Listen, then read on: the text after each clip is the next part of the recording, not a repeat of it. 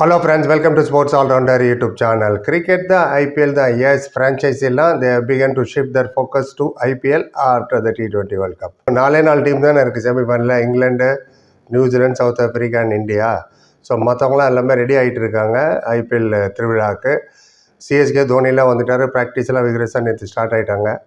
Right, இப்போ world cup முடிஞ்ச உடனே ஐபிஎல். இன்னும் ஃபிக்சர் அனௌன்ஸ்மெண்ட் வரல. ஏன் சார் வரலன்னு கேட்பீங்க. Fixture announcement because Tamil Nadu, west Bengal and Assam, இங்கே மூணுமே அசம்பிளி எலெக்ஷன் இருக்குது. ஏப்ரல், மே இந்த 2 மாதத்தில் ஏதாவது ஒரு மாதம் தான் நடக்கும். ஸோ அதனால் என்னம்பிங்க, செக்யூரிட்டி ரொம்ப முக்கியம். போலீஸ் செக்யூரிட்டி எல்லாமே போலிங் பூத்தில் தான் இருக்கும், ஓட்டு போடுற இடத்துல. ஸோ தமிழ்நாடு எலெக்ஷன் போது சிஎஸ்கே சென்னை, வெஸ்ட் பெங்கால்னும் போது கேகேஆர் ஈடன் கார்டன், அதே மாதிரி அஸ்ஸாம் என்ன அப்படின்னு கேட்பீங்க. அதில் ராஜஸ்தான் ராயலோட ஃபியூ மேட்சஸ் அங்கே தான் நடக்கும் அஸ்ஸாமில். ஸோ இந்த டீமுக்கெல்லாம் எலெக்ஷன் டேட் அனௌன்ஸ் பண்ணால் தான் அவங்க கரெக்டான பிக்சரே அனௌன்ஸ் பண்ண முடியும். எலெக்ஷன் கமிஷனர் அனௌன்ஸ் பண்ணுறதுக்காக வெயிட் பண்ணிட்டு இருக்காங்க, எந்தெந்த டேட்டில் இங்கே நடக்க போகுதுன்னு. அது எனி மொமெண்ட் வந்துடும், அது முன்ன பின்ன வரட்டும், அது பெரிய பிரச்சனை இல்லை. இப்போ அதோட பெரிய பிரச்சனை ஒன்று ஸ்டார்ட் ஆகிருக்கு, நீங்களே பார்த்துருப்பீங்க, டென்ஷன் மிடில் ஈஸ்டில். அண்ட் அதனால் என்னம்பிங்க, ஏன்னா ஏர் ஸ்பேஸ்லாம் நிறைய ஷட் பண்ணிட்டாங்க அக்ராஸ் மல்டிபிள் கண்ட்ரீஸ். அண்ட் டிவியில் பார்த்துருப்பீங்க, யூஎஸ் அண்ட் ஈரான் கான்ஃப்ளிக்ட் நடந்துகிட்ருக்கு. துபாய், அபுதாபி, இன்னும் சில சிட்டிஸ்லாம் வேறு பாதிக்கப்பட்டிருக்கு. அதனால் ஏர் ஸ்பேஸ் எல்லாம் க்ளோஸ் பண்ணியிருக்காங்க. ஃப்ளைட்டே வர்றதில்லை இப்போது யூஏஇலேருந்துலாம். ஸோ அது எப்போ முடியும் எப்போ முடியாதுன்னு தெரியாது. இதில் நிறைய கண்ட்ரி வேறு பாதிக்கப்பட்டிருக்கு. லைக் எங்கே பாம்பு உழுது எங்கே உழுது ஒன்றுமே புரியல. உலகமே டென்ஷனில் இருக்குது, மிடில் ஈஸ்ட்டு டென்ஷனில் இருக்குது. நிறைய ஃபாரின் பிளேயர்ஸும் கோச்சஸும் சப்போர்ட் ஸ்டாஃபும் கல்ஃபை தான் டிரான்சிட்டாக அவங்க யூஸ் பண்ணுவாங்க. டிரான்சிட்ன சென்ஸு ஃப்ளைட்டு மாறும்போது ஒரு 4-5 மணி நேரம் ஹால்ட் இருக்கும். அது துபாய் ஏர்போர்ட்டில் தான் இருக்கும். நான் இப்போ யூஎஸ்ஏ போயிட்டு வரும்போது கூட என்னோடய இதுவும் அபுதாபியில் வெயிட்டிங். ஸோ அதே மாதிரி வெளிநாட்டிலேருந்து வரும்போது specially European countries, African countries வரவங்கெல்லாம் இந்த கல்ஃப் கண்ட்ரியில் ஏதாவது ஒரு இடத்துல நின்று தான் வரும். அண்ட் ஆஸ்திரேலியா, நியூசிலாண்டுக்கெல்லாம் அந்த பிரச்சனை இல்லை, ஏன்னா அவங்க ஃபார் ஈஸ்ட்டு, அவங்க வயா சிங்கப்பூர் அப்படி தான் வருவாங்க, சென்னைக்காகட்டும் மும்பை ஆகட்டும்.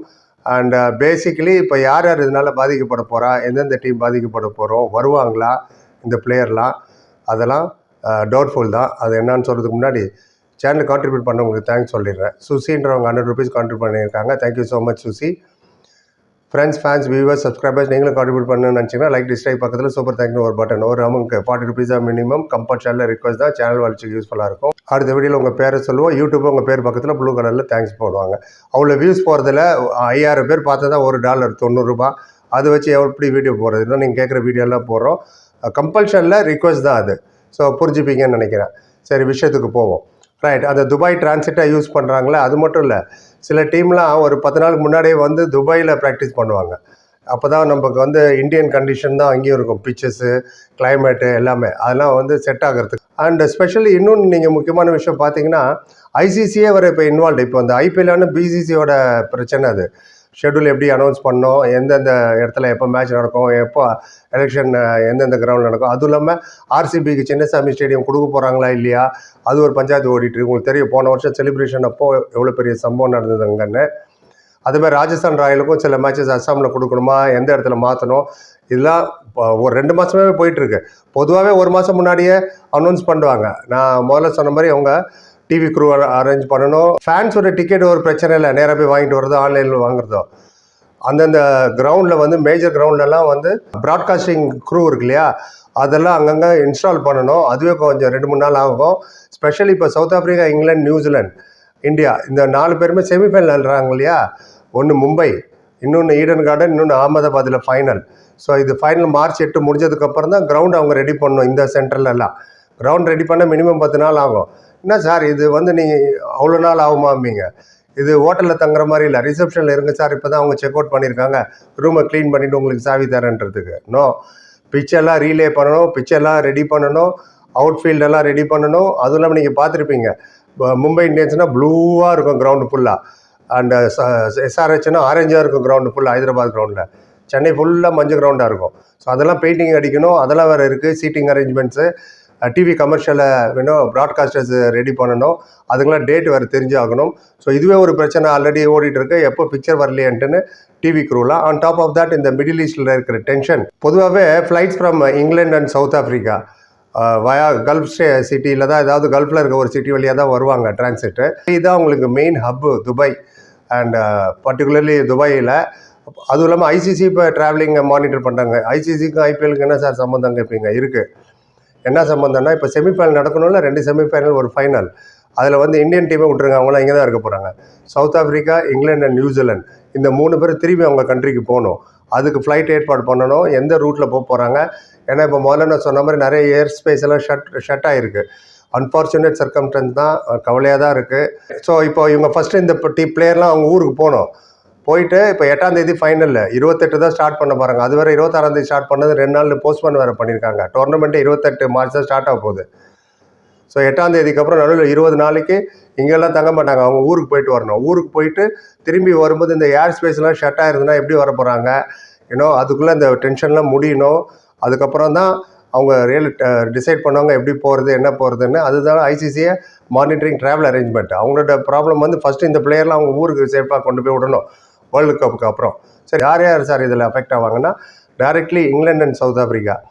உங்களுக்கு வந்து சவுத் ஆஃப்ரிக்கானா Dewald Brevis, Lungi Ngidi, Miller, Tristan Stubbs, Matthew Breetzke என்ன இருக்கார், அவர் லக்னோ சூப்பர் ஜெயண்ட்டுக்குள்ள வராரு. And Markram, Aiden Markram South Africa இருக்காங்க கேப்டன், அவர் இருக்கார் லக்னோ சூப்பர் ஜெயண்ட்டில். ஆண்ட்ரிச் நோக்கியா, அவரும் லக்னோ சூப்பர் ஜெயண்ட்டு. கியூட்டன்டிக்காக Ryan Rickelton, Mumbai Indians. Corbin Bosch also Mumbai Indians. Marco Jansen, Punjab Kings. Donovan Ferreira, Rajasthan Royals. Heinrich கிளாசனும் SRH. இதெல்லாம் சவுத் ஆஃப்ரிக்கன் பிளேயர் நான் சொன்னது. இப்போ இங்கிலீஷ் பிளேயருக்கு வரேன். இங்கிலாந்துலேருந்து வர வேண்டிய பிளேயர்லாம் Jamie Overton, CSK. Ben Duckett, Jos Buttler and Tom Banton. Will Jacks, Mumbai Indians. Sam Curran, Jofra Archer and Philip Salt for RCB defending champion. Liam லிவிங்ஸ்டன்லாம் இங்கிலாந்துலேருந்து வரணும். ஸோ இவங்கெல்லாம் ட்ராவல் அரேஞ்ச்மெண்ட் ரெடி பண்ணோம். எப்படி வர போகிறாங்க, என்ன வர போகிறாங்கன்னு எனக்கு புரியல, குழப்பமாக இருக்குது. டெய்லி டிவி பார்த்துட்டே இருங்க என்ன நடக்குது மிடில் ஈஸ்ட்லன்ட்டுன்னு.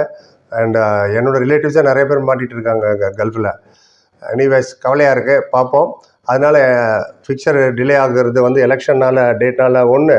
இப்போ இந்த மிடில் ஈஸ்ட் டென்ஷன் ஒன்று. 2 பிளேயர்ஸ், ஓவர்சீஸ் பிளேயர்ஸ் வருவாங்களா இல்லை? இந்த ஓவர்சீஸ் பிளேயர் வரலன்னா என்ன பண்ண முடியும்?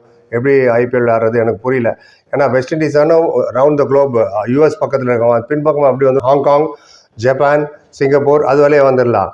வேறஸ் இந்த England and South Africa directly ஜோன்ஸ்பர்க்லேருந்து வர ஃப்ளைட் ஆகட்டும், லண்டன் ஹீத்ரோலேருந்தோ, லண்டன் கேட்விக் ஏர்போர்ட்டில் வந்த ஃப்ளைட்டு ஏதாவது ஒரு கல்ஃப் கண்ட்ரி வயா தோஹா, இல்லைன்னா வயா துபாய், அபுதாபி, இல்லைன்னா வயா ஒமான், இப்படி தான் வரணும். ஸோ பார்க்கலாம் என்ன நடக்குதுன்னு. அண்ட் நல்லதே நினைப்போம். ப்ராப்ளம் குயிக்காக சால்வ் ஆகணும். இந்த அட்டாக் நடக்கிறது நிறைய பேரோட வாழ்வாதாரமே பாதிக்கப்பட்டிருக்கு இந்த மிடில் ஈஸ்ட் அட்டாக் பண்ணுறதுனால. பயங்கர டென்ஷனாக இருக்குது அண்ட் கவலையாகவும் இருக்குது. Anyway, let's pray for them. அதான் நம்மளால் பண்ண முடியும். ஸோ இப்போதைக்கு நான் அப்டேட் பண்ணணும்னு நினச்சேன். நிறைய பேர் கேட்டிருந்தாங்க, சார் பிரச்சனை ஆகுது, இதனால் ஐபிஎல் நடக்குமா நடக்காதான்னு. ஐபிஎல் நடக்குமா நடக்காதான்னு அது அப்புறம் பார்ப்போம். முதல்ல இந்த பிளேயர் வருவாங்களா இல்லையான்றது இப்போது டவுட்ஃபுல்லாக இருக்குது. Let's hope for the best. பொறுமையாக பார்த்தது நன்றி. Like, comment, share and subscribe. இன்னொரு சந்திக்க. Thank you so much.